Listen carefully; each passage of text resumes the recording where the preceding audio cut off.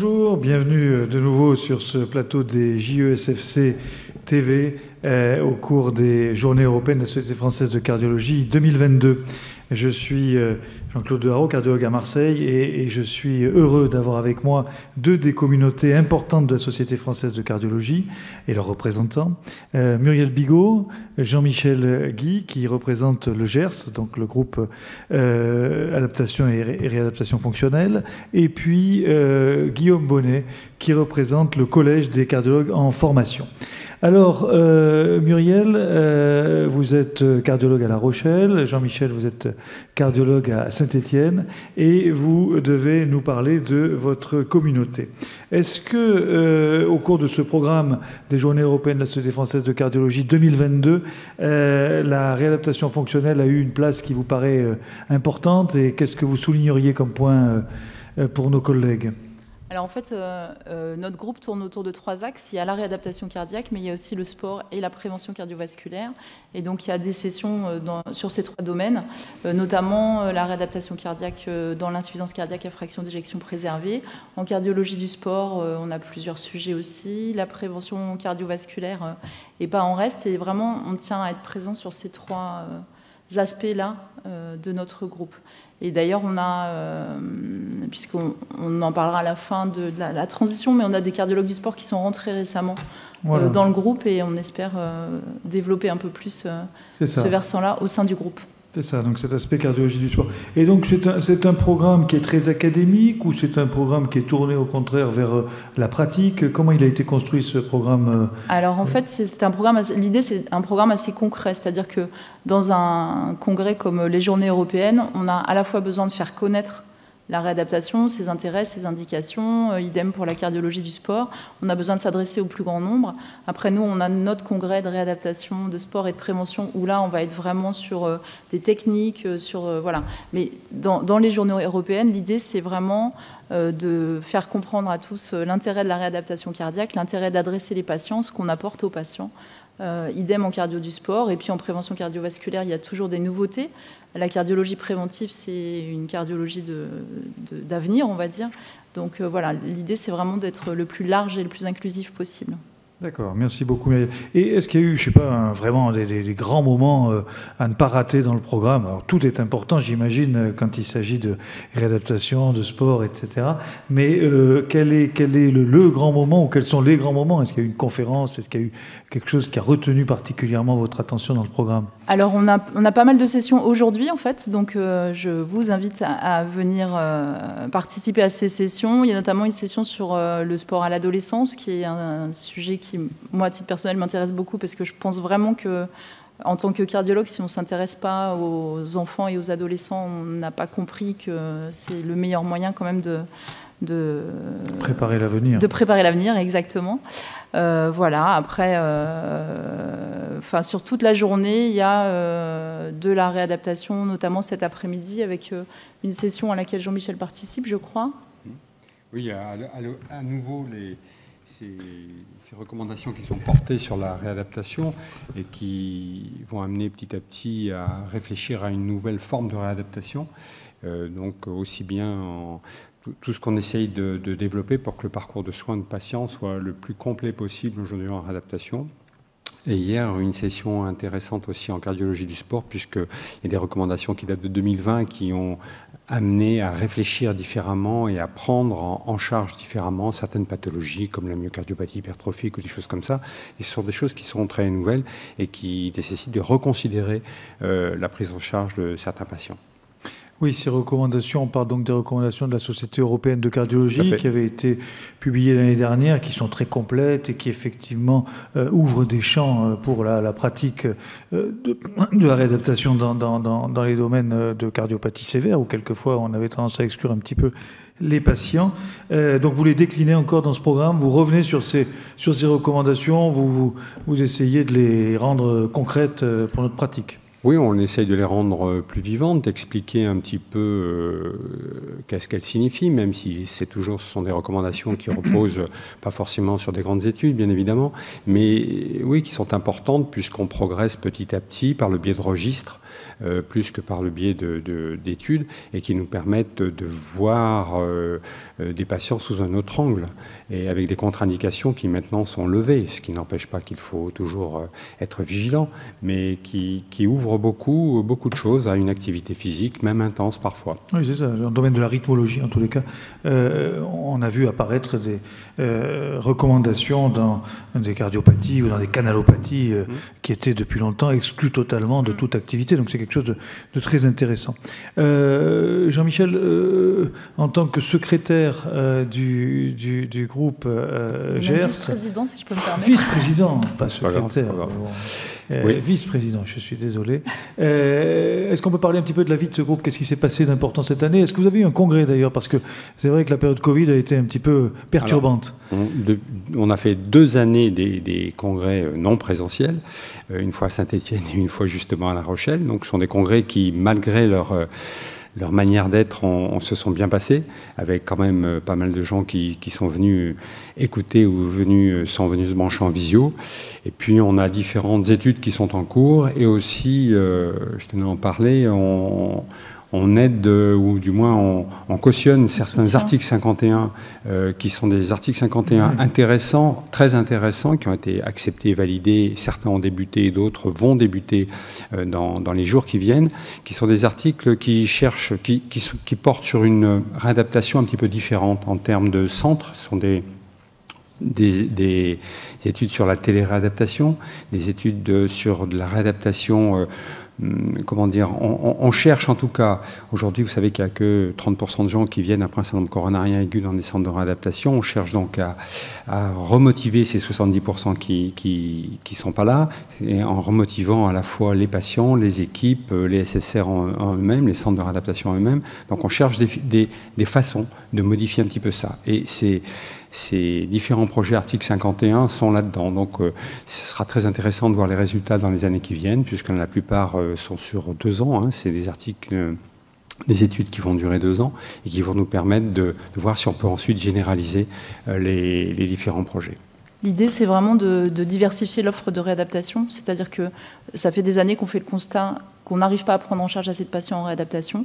On ne les prendra jamais tous. Donc il y a 2 leviers. Il y a le fait que les prescripteurs soient convaincus, ça c'est notre boulot de les convaincre, que les patients acceptent. Et nous, qui travaillons en réadaptation, le projet, c'est vraiment de diversifier au maximum l'offre et qu'il n'y ait pas seulement la possibilité d'aller passer 3 semaines dans un centre pour faire de la réadaptation, mais qu'on puisse faire des formules mixtes avec du présentiel dans un centre et du domicile, ou des formules à distance. Enfin, il faut vraiment qu'on s'adapte d'une part à l'époque, d'autre part aux possibilités, à la démographie médicale, au nombre d'indications qui ne sont pas satisfaites chez les patients pour améliorer donc ces articles 51 sont des expériences finalement dérogatoires, mais qui sont parfaitement encadrées et qui peut-être après déboucheront sur une généralisation de cette dérogation. Ce sont des supports pour pouvoir trouver des moyens pour, comme vient de dire Muriel, diversifier la réadaptation et obtenir de meilleurs résultats.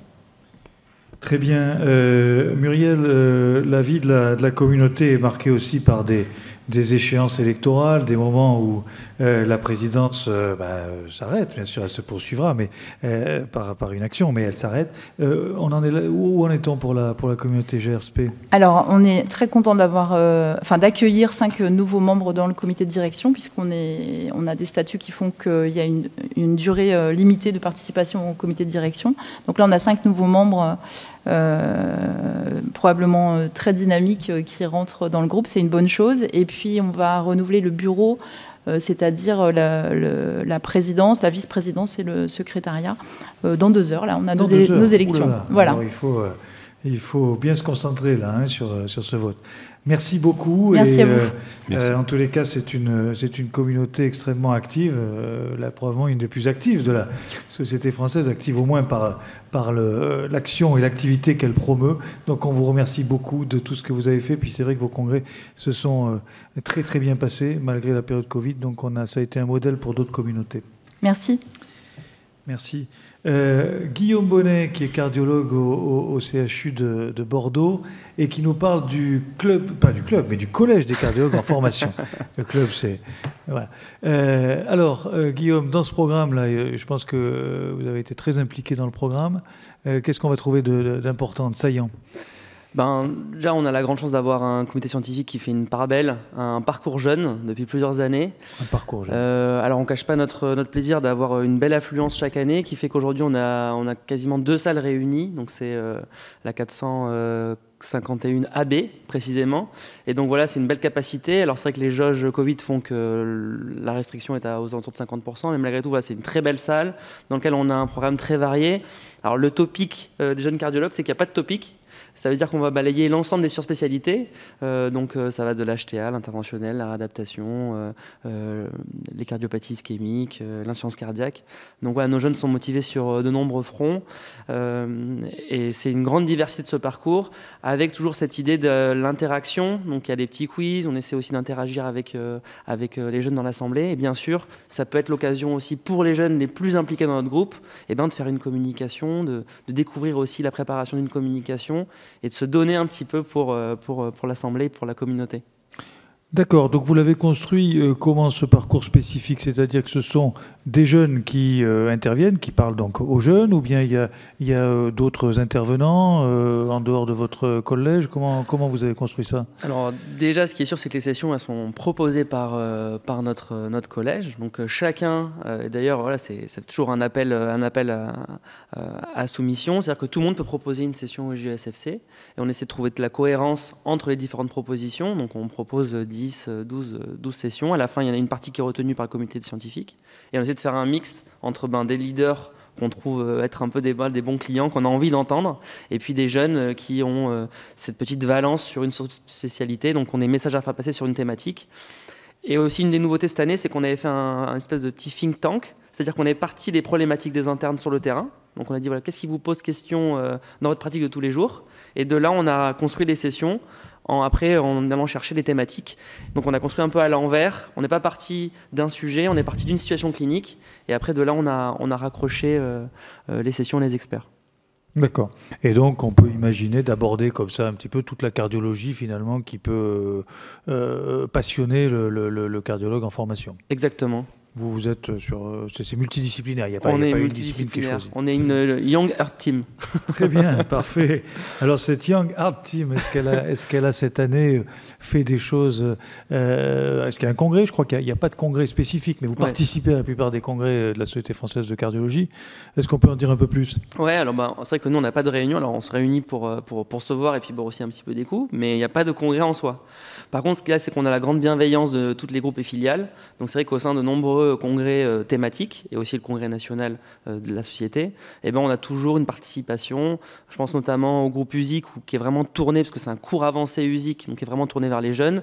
On a l'insuffisance cardiaque dans lequel il y a vraiment tout un parcours aussi jeune. Et puis voilà, chaque groupe filial arrive à placer toujours une touche jeune. Donc on a des représentants au sein de chaque groupe.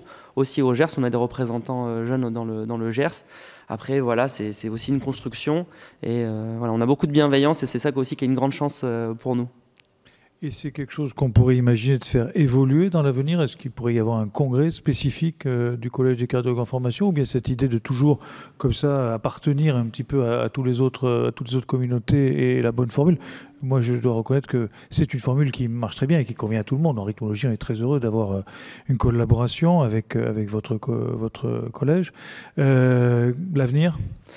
Alors, le congrès jeune, c'est pas encore une réalité. Je crois qu'on n'a pas les ressources. Puis, il faut voir aussi que le groupe des jeunes cardiologues, c'est la question peut-être qu'on va aborder après, mais c'est un renouvellement permanent. Nous, finalement, la constante que je vois, c'est que là, je vais quitter la présidence du groupe. Donc, ça fait 6 ans que je suis impliqué dans ce groupe.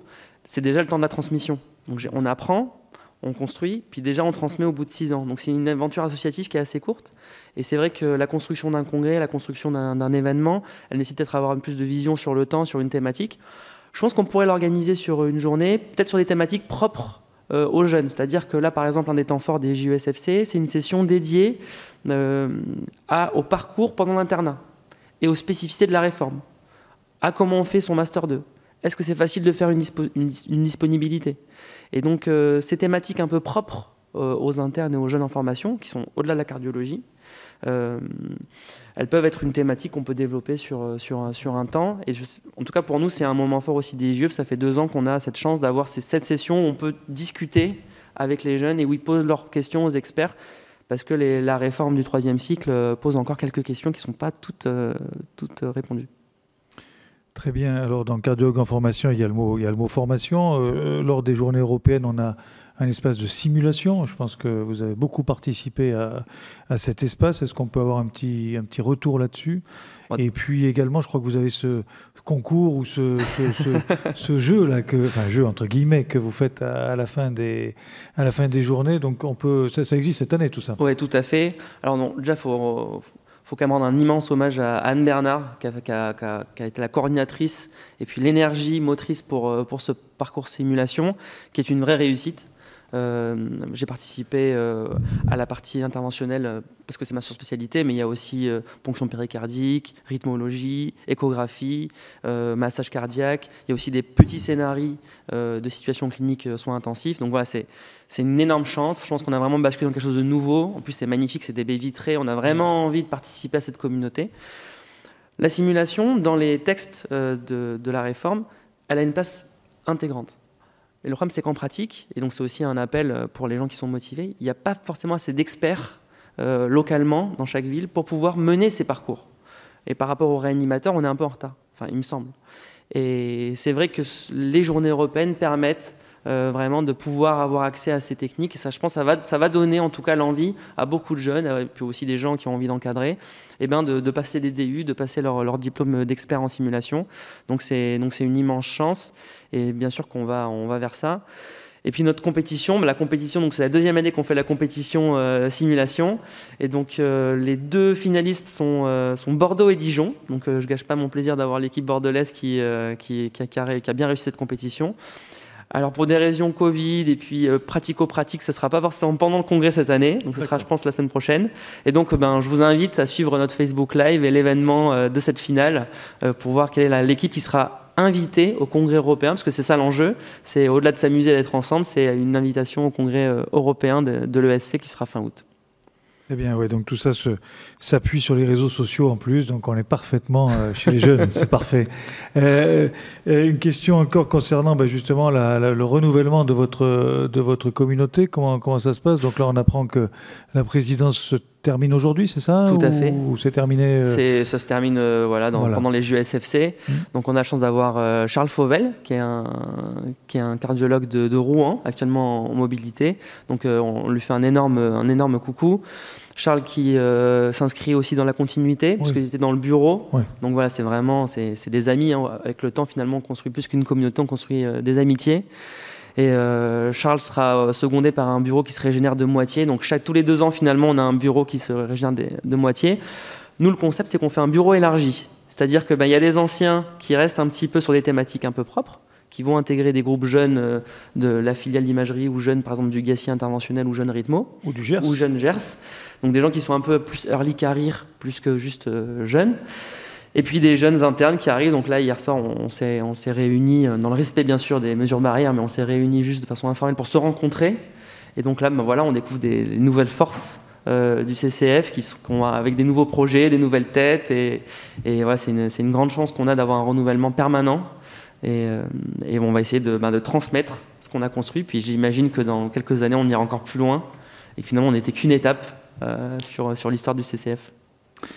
Très bien, merci beaucoup. On a appris en tous les cas que vous êtes en train de vous surspécialiser. Il y a la formation, après il y a early career, après il y aura probablement la partie mature de la carrière, etc.